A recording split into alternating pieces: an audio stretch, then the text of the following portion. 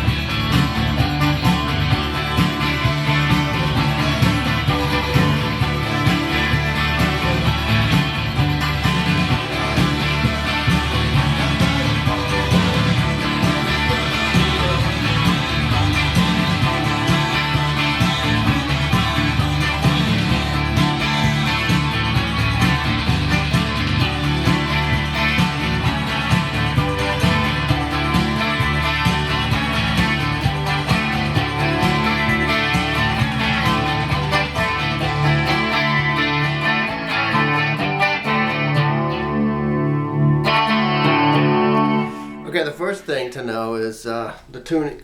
Excuse me. The tuning is a little bit different than you expect. It's D A D A A D. Now, those are the intervals. I'm not absolutely certain that it's concert pitch D, but that's the way to think about it. Take your E A D G B E and tune to. It's like DAD-GAD, except the G string doesn't stay G. It goes up to A. So you get those two A's in a row. So it sounds like this.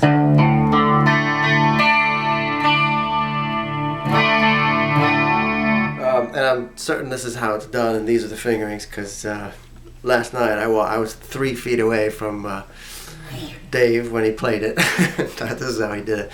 One thing to know, though, is, of course, if you watch videos of Dave Wakeling playing, most of the English beat stuff is open G, and in fact it's the same, just like the Stones. It's the same 2 or 3 chord shapes over and over, but that's the genius of it. But this one is not open G, it's this D-A-D, A-A-D tuning. And of course Dave is right-handed but plays left-handed, so he doesn't flip the string. So when you watch videos of him, the chord shapes look funny and it doesn't sound like it should, based on what you're seeing, because the strings are reversed. So his chord shapes are all upside down. It looks funny if you watch it, but this is how it goes if you're playing it like us people who don't play upside down. The first chord is this.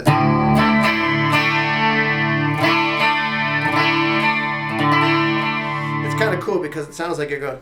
It sounds like you're doing, but you're not, because you just hit the G string. All of them are open. The G string is at the 7th, and it's on the 7th, then off.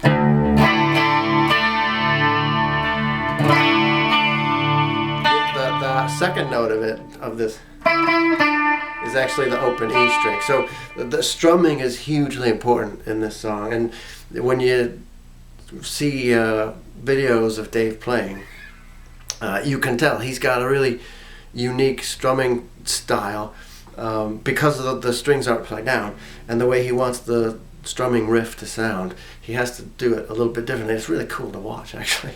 But you want to get this kind of motion.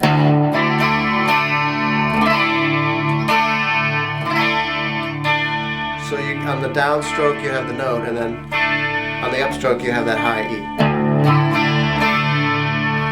And then the second one.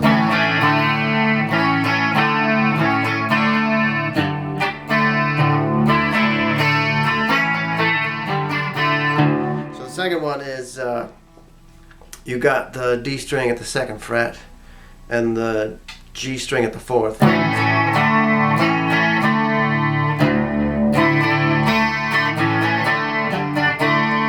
Off with those. And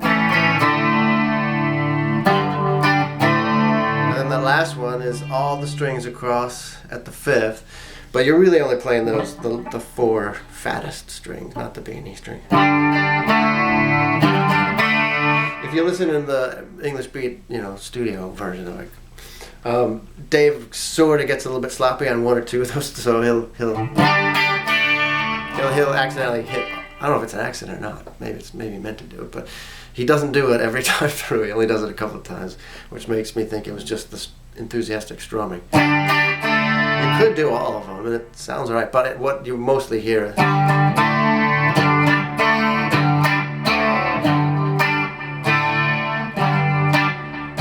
The strumming is like that.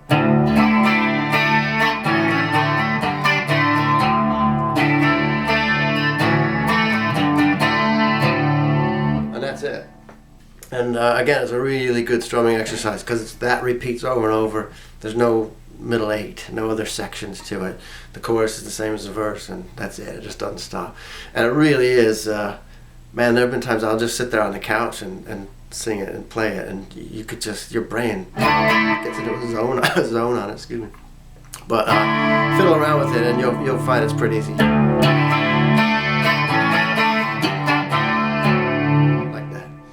And incidentally, the Pete Townshend version, he uses the same tuning. He does the fingerings very different. He does it a little bit differently, same idea. But so if you compare the two, you'll learn them differently if you try. Anyway, good luck.